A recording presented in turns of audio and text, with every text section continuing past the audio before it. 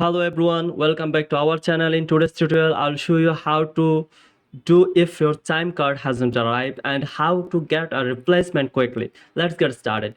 First, open the Chime apps on your phone and log in. Next, tap profile from the menu. Tap cards, then select either debit card or credit card, build card. Here you will see your estimated delivery date for your card. This date is based on when the card shipped and where it's being delivered.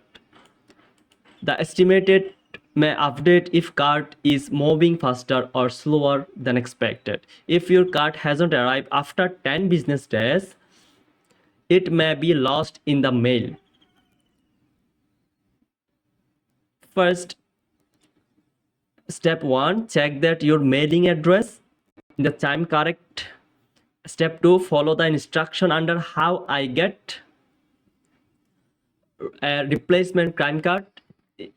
In the app is submitted a replacement request. Step number 3, Chime will verify your address and send your new card in a green envelope. So check your email inbox and nearby areas carefully. If you still can't find your card, you need additional help, then contact